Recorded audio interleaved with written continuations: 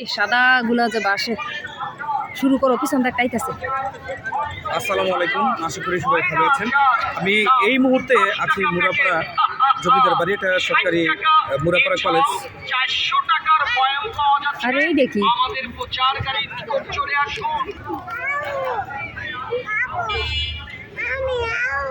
আসসালামু আলাইকুম, আশা করি সবাই ভালো আছেন।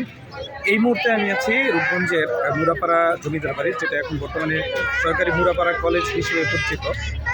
এখানে বিভিন্ন সময়ে এখানে মানুষ ঘুরতে আসেন, যারা ভ্রমণ পিপাসু আছেন বা দর্শনার্থী আছেন, তারা এই জমিদার বাড়িটি, সুন্দর জমিদার বাড়িটি দেখতে আসেন বিভিন্ন সময়। আর অকেশন হলে তো কোনো কথাই নেই, দুটা ঈদ, এই দুই ঈদে এখানে আরও দর্শনার্থীদের সংখ্যা আরও বেড়ে যায়। কিন্তু এখানে এসে একটা জিনিস লক্ষ্য করলাম, যে জিনিসটা এখানে প্রচুর গাড়ি আসে, মোটরসাইকেল আসে, এবং এখানে একটা যে রাস্তা আছে, এই রাস্তা এখানে একটা 14 ফিটের রাস্তা।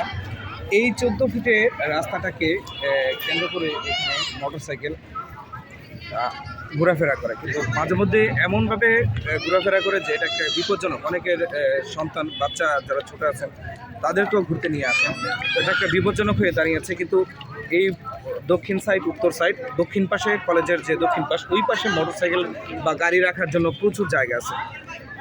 এরপরে উত্তর পাশে সবাই নিয়ে আসেন, এটা আসলে কী কারণে নিয়ে আসেন জানি না। তো যারা কর্তৃপক্ষ আছেন তারা অবশ্যই এই জিনিসটা দেখভাল করবেন, যে এই পাশে মোটরসাইকেল যেন না নিয়ে আসে। কলেজ চলাকালীন হোক অথবা যে কোনো টাইমে হোক, ঘোরার সময় এটা একটু নিষেধাজ্ঞা দেওয়া দরকার।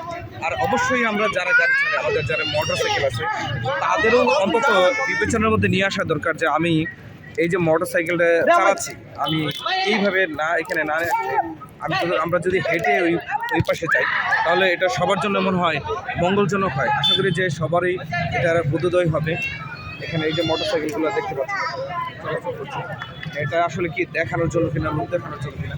ওই পাশটাতে দেখেন, দক্ষিণ পাশ, ওই পাশটাতে প্রচুর জায়গা গাড়ি রাখার জন্য।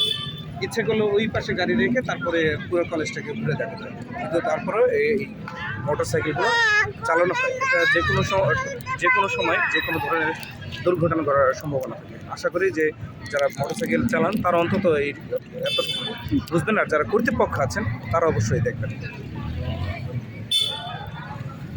আচ্ছা, তুমি কেটে দিয়ে দেবো, আমি নিয়ে রাখছি।